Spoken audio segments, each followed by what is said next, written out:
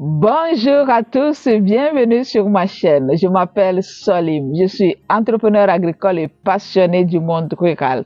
Je construis des communautés rurales autour des cultures à forte valeur ajoutée afin de permettre à ces communautés d'améliorer considérablement leur niveau de vie. Vous êtes sur la chaîne des entrepreneurs qui impactent leur environnement. Je fais cette vidéo avec le sourire parce que la pluie est revenue, la joie est revenue dans le cœur des populations rurales.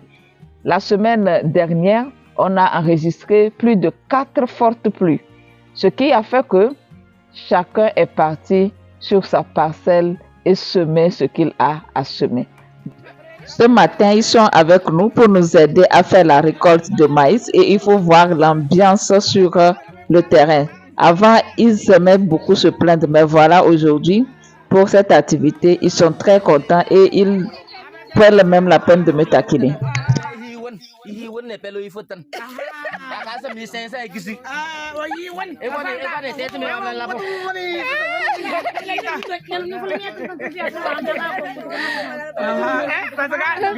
Donc, les prévisions météorologiques se sont réalisées. Alors, la question qu'on peut se poser, c'est de savoir, maintenant que les pluies sont venues de façon tardive que d'habitude, qu'est-ce qu'il faut semer? Encore une fois, je me réfère à la météo. Donc, on nous dit qu'ici au Togo, on aura les pluies jusqu'en novembre. Donc, on est en septembre, on peut semer le maïs, le cycle court, ce qui fait 2 mois et demi. C'est le moment propice pour semer aussi le niébé. Donc, le niébé, c'est ce que nous appelons communément l'haricot. C'est aussi le moment propice pour planter les boutures de manioc. Et bien sûr, ma culture préférée, ma culture phare, l'ananas. Donc l'ananas, si vous le plantez à partir de ce mois, septembre, donc vous aurez les pluies, au moins 2 mois de pluie, et les plants vont bien s'enraciner. Ensuite, quand ça va traverser la sécheresse, c'est-à-dire le mois de décembre, janvier, février, peut-être mars, ça ne serait pas trop affecté. Donc, c'est aussi un moment propice pour faire les plantations d'ananas pour ceux qui ont ce projet.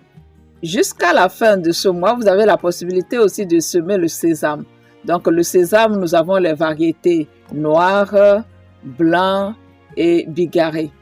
Donc, pour ceux qui ne connaissent pas le sésame, je vais faire une vidéo très prochainement concernant ce céréale-là qu'est le sésame. Donc, c'est l'une des cultures à forte valeur ajoutée qu'on a ici au Togo parce qu'il y a des acheteurs qui viennent collecter en fin d'année. Et c'est vraiment une céréale qui coûte très cher. Le kilo est minimum vendu à 600 francs. Jusqu'ici, je n'ai pas encore cité le soja, alors que normalement, en deuxième saison, ici au Togo, le soja même était la culture phare. Alors, par rapport au décalage des pluies, de plus en plus de producteurs ont renoncé au soja. Donc, je ne sais pas si je vais vraiment le conseiller. Moi-même, sur les fermes où je travaille, on a laissé carrément tomber le soja. C'est seulement les fermes sur lesquelles on avait planté le soja avant la sécheresse, c'est là qu'on continue. Mais avec le retour des pluies, on a jugé nécessaire de laisser le soja au risque de perdre une grande partie de la production. Mais il y a des producteurs qui le font, qui la semaine passée ont continué par semer. Maintenant, je ne peux pas dire si c'est bien de semer ou pas. Le soja, je parle principalement du soja. En fin de saison, on va analyser ensemble pour voir si ça a été une bonne décision. Si l'on veut considérer les raisons purement économiques, là, en fin de saison, nous avons les campagnes d'achat en masse de produits comme le soja, comme le maïs jaune et comme le sésame. Ce sont ces 3 cultures qui sont achetées en masse. Donc, vous ne pouvez pas produire ces céréales et manquer de marché.